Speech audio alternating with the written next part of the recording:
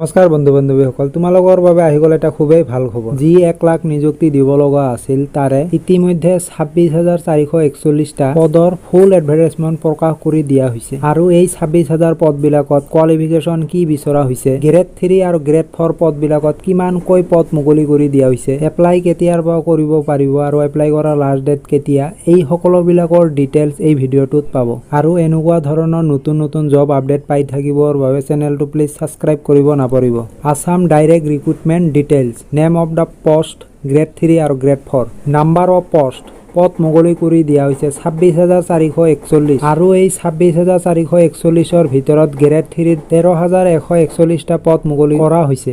Grade 3 পদবিলাকক category wise ভাগ কৰি দিয়া হৈছে। গ্ৰেড 3ৰ কেটেগৰী 1ত পদ মুকলি কৰি দিয়া হৈছে 8,331টা পদ। কেটেগৰী 2ত পদ খালী হৈ আছে 3,690টা আৰু কেটেগৰী 3ত পদ খালী হৈ আছে 1,120টা। Name of commission, Assam direct recruitment commission 2021। এই 26,441টা পদবিলাকৰ এক্সাম কণ্ডাক্ট কৰিব Assam direct recruitment কমিশ্যনে।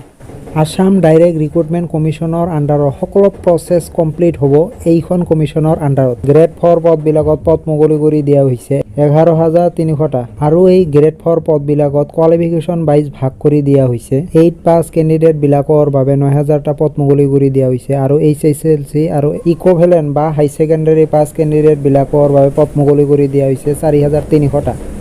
Maximum qualification grade 4 পদবিলাকৰ বাবে এটা কণ্ডিশ্যন আহি পৰিছে। The maximum allowed educational qualification for class 4 post is HSLC or class 12 or equivalent examination passed. মানে এই গ্ৰেড 4 পদবিলাকত matric pass, high secondary pass কৰিলেও এপ্লাই কৰিব পাৰি। Candidate having qualification higher than maximum qualification are not eligible apply for this vacancy. মানে এই 11,300টা grade 4 পদবিলাকত হায়াৰ কোৱালিফিকেশ্যন থাকিলে এপ্লাই কৰিব নোৱাৰিব।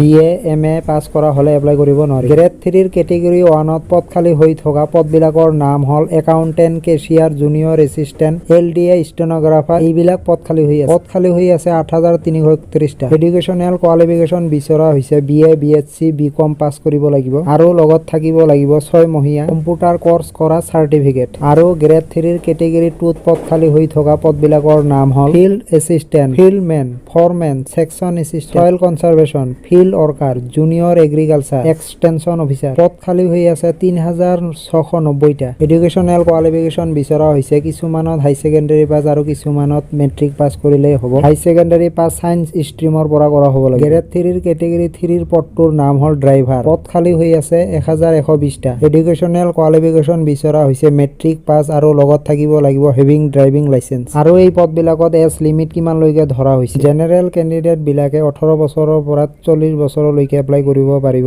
কেটেগৰী ৱাইজ এজ ৰিলেক্সেশ্যন দিয়া হৈছে। SC ST বিলাকৰ 5 ইয়াৰ্ছলৈকে, OBC MOBC বিলাকৰ 3 ইয়াৰ্ছলৈকে, এক্স ছাৰ্ভিচমেন বিলাকৰ 2 ইয়াৰ্ছলৈকে, PWD কেণ্ডিডেট বিলাকৰ বাবে 10 ইয়াৰ্ছলৈকে এজ ৰিলেক্সেশ্যন দিয়া হৈছে। Citizenship candidate must B a citizen of India. এই পদবিলাকত এপ্লাই কৰিবলৈ হ'লে আপুনি ভাৰতীয় নাগৰিক হ'ব লাগিব আৰু আপোনালোকৰ এমপ্লয়মেণ্ট এক্সচেঞ্জত ৰেজিষ্ট্ৰেশ্যন কৰা চাৰ্টিফিকেট থাকিব লাগিব। আৰু এই পদবিলাকত এপ্লাই কৰিবলৈ হ'লে এপ্লিকেশ্যন ফিজ পে' কৰিব লাগিব। কেটেগৰী ৱাইজ ভাগ কৰি দিয়া হৈছে এপ্লিকেশ্যন কিমান দিব লাগিব। আনৰিজাৰ্ভ OBC MOBC বিলাক যদি গ্ৰেড 3 পদবিলাকত এপ্লাই কৰে তেনেহ'লে 350 টকা পে' কৰিব লাগিব আৰু যদি গ্ৰেড 4 পদবিলাকত যদি এপ্লাই কৰে তেনেহ'লে 200 টকা এপ্লিকেশ্যন ফিজ দিব লাগিব। SC ST কেণ্ডিডেটবিলাকে যদি গ্ৰেড 3 পদবিলাকত এপ্লাই কৰে তেনেহ'লে 250 টকা এপ্লিকেশ্যন ফিজ দিব লাগিব আৰু যদি গ্ৰেড 4 পদবিলাকত এপ্লাই কৰে তেনেহ'লে 150 টকা এপ্লিকেশ্যন ফিজ দিব লাগিব। মড অফ পে'মেণ্ট কৰিবলৈ হ'লে অনলাইন যোগে পে'মেণ্ট কৰিব লাগিব। Starting date of submission of online application 11 April 2022। এই পদবিলাকত এপ্লাই কৰিব পাৰিব 11 এপ্ৰিলৰ পৰা 2022 আৰু এই পদবিলাকত এপ্লাই কৰাৰ লাষ্ট ডেটটো হ'ল 30 মে 2022লৈকে। বন্ধু বান্ধৱীসকল, ভিডিঅ'টো যদি চাই ভাল লাগে please like, comment, subscribe, share কৰিব নাপাহৰিব।